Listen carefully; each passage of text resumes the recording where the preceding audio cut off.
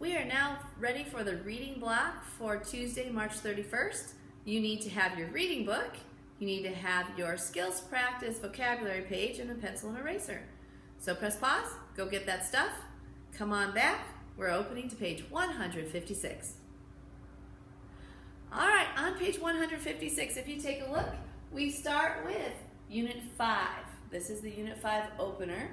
And right here on this banner is the theme. Our theme of Unit 5 is courage.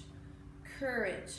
Now, in the back of your book, you have something called a glossary. A glossary is a small dictionary in the back of your book, and it's set up in alphabetical order, A, B, C. And if we take a look, what we want to do is we want to find our letter C, and here's page 434. That's where you're going to be, because we're going to go A, B, C. And if you take a look on this page, 434, the first word on this page is chopsticks. The last word on this page is crops. It's hiding underneath my note. And we're going to be taking a look at the word courage. The word courage. So if you take a look at this, it says courage. The definition for courage in our book is the strength to overcome fear. The strength to overcome fear. But we want to think about courage as the strength given to us by God to overcome fear. We all have fears. We all are afraid of something. And God can give us the strength to overcome that fear. He gives us that courage.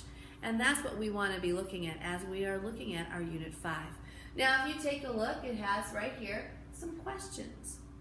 Do you have to be a hero to have courage? Or can courage mean giving an answer in class when you are not sure you are right? Maybe courage can be both of these things. What do you think? All right, we're going to look more at that as we look at each story. Now, there is a theme connection. It says, look at this illustration or this picture. What do you see? Well, you should see a teacher standing behind a podium. You see a stage. You have the curtains. There's a spotlight. Can you tell there's a spotlight? You have a little girl in front of a mic. And you have some other kids. And look at, there's a sign. It says spelling bee. Ooh. So it looks like they're having a spelling bee or spelling contest to see who can spell words correctly. And it says, how do you think the girl at the microphone is feeling? Well, look at her hands. They're clenched, right? But she's standing there. She's got her head held high. How do you think she might be feeling? Maybe a little bit nervous because her hands are clenched, but having the courage, the strength to overcome that fear and to spell correctly. How do you think the other kids are feeling? Look at their cheeks and their faces. Probably a little bit nervous as well. That's right. So we are taking a look at courage in this unit. Now, there's one more thing. There's a big idea down here at the bottom.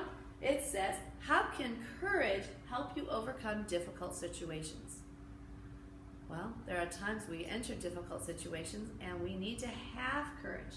We need to ask God for that courage, and it will help us. And we're going to see how courage can help overcome some difficult situations in our stories coming up. Now, I want you to turn one page.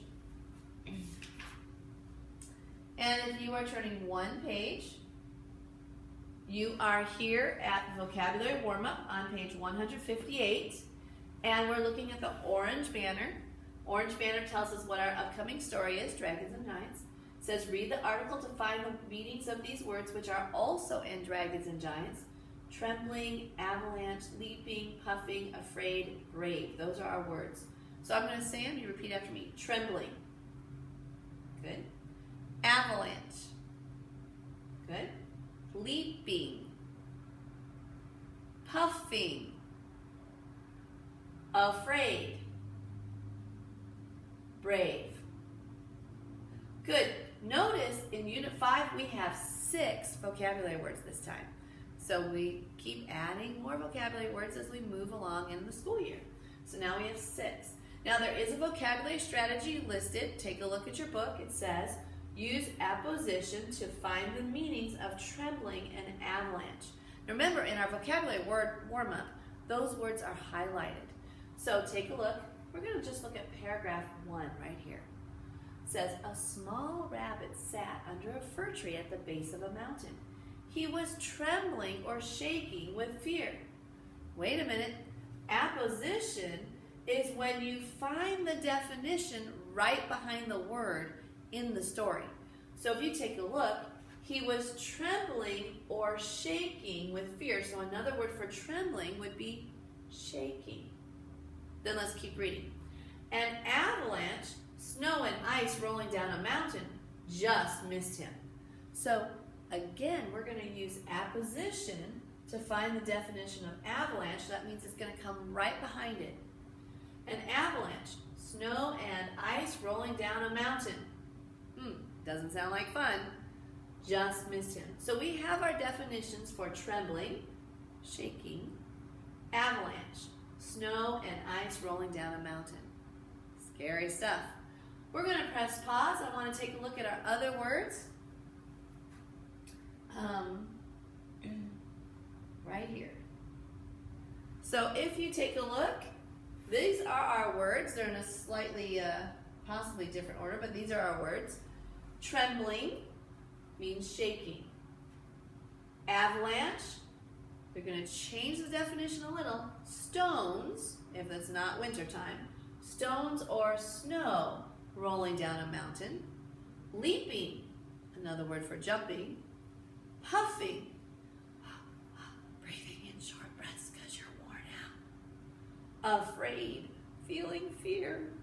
And brave, not afraid. Interesting. So these are our 6 words. Let's keep reading in our story. Here we go. So we had this little rabbit who has just been missed by an avalanche. He's sitting underneath a tree shaking because he's scared. And here we go, right here. As the rabbit was leaping away, he heard a soft puffing sound. Even though he was afraid, the rabbit decided to find out who made the noise. He looked all around, but he didn't see anyone. He saw only white snow. So here, as the rabbit was leaping or jumping away, he heard a soft puffing sound. That breathing in short breaths. Even though he was afraid or feeling fear, the rabbit decided to find out who made the noise. He looked all around, but he didn't see anyone. He saw only white snow. Then the rabbit heard someone cry out, "Please help me!" He looked up and saw a mountain goat. I think this is funny. He's breathing in some short breaths right there. That's our rabbit. Okay, take a look. The goat was trying to hold onto a ledge of ice. "I'm going to fall," he called down. "Do not worry, I will save you," shouted the rabbit. The rabbit used his back feet to make a pile of snow under the ledge. The snow pile was barely finished when the ledge broke. The goat landed gently in the snow. Basically, he made a big air mattress made out of snow, a snow mattress, for that mountain goat to land on so it was nice and soft. "You are a brave rabbit," said the goat. "You knew there was danger, but you still helped me." So in this case, brave, again, means that he's not afraid, but he went and did the right thing. He chose to help. So he helped the goat. "It is easy being brave when you are helping a friend," said the rabbit. Woohoo! Now, what I want you to do is I want you to read through this entire story by yourself. So press pause, read it out loud, and when you're done, unpress pause. Okay, press pause now. Okay, welcome back. Now, we just looked at a story where there's snow, which we usually think of snow as being fun. Wasn't fun because it was tumbling down a mountain in an avalanche and almost got the rabbit, and the mountain goat is hanging on, and then the rabbit helps him out by making a snow mattress for him to fall into. Now, great story, had all 6 words in it that are vocabulary words. But there's a concept vocabulary in the green box. It says, the concept word for this lesson is daring. Someone who is daring is willing to take or seek out risks. How did the rabbit show he was daring? Think about it. Wait a minute. He went and helped even though he could have gotten hurt by that ledge falling, And it says, why does it take courage to be daring? Well, he had to overcome the fear of maybe himself getting hurt in order to go and help the goat. So he needed courage to be daring, to take that risk of possibly getting hurt, getting over that fear in order to go and help. So that's what our rabbit friend did. Now,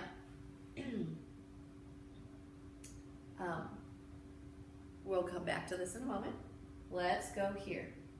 If you could please pull in front of you your selection vocabulary. Okay? Selection vocabulary. Brave. Read it with me. Ready, begin. Brave. Not afraid. Puffing. Breathing in short breaths. Avalanche. Stones or snow rolling down a mountain. Trembling, meaning shaking. Afraid, feeling fear. Leaping, jumping. Now, if you take a look at all of these words, you actually have 3 verbs. Puffing, trembling, and leaping. Those are all action verbs. Then you have a noun. Avalanche is the name of a thing, right? And then you have some describing words. Brave and afraid. Those are adjectives.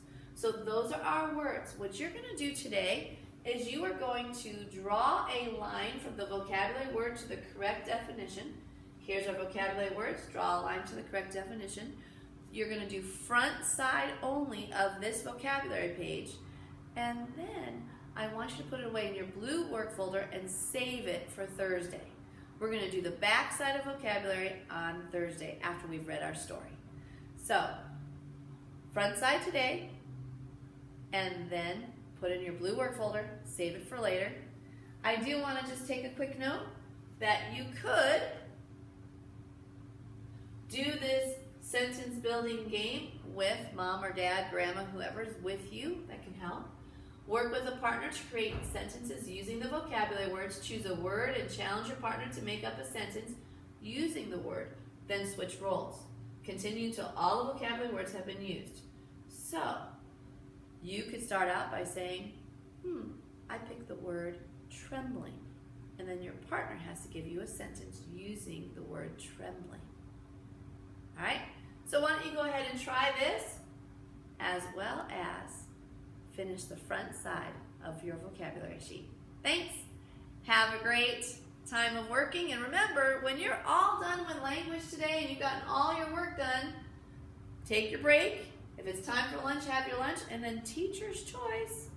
Might need to ask mom or dad or whoever is with you, what would you like me to do next? And then go from there. All right, second grade, we love you lots. Take care, and we'll see you tomorrow.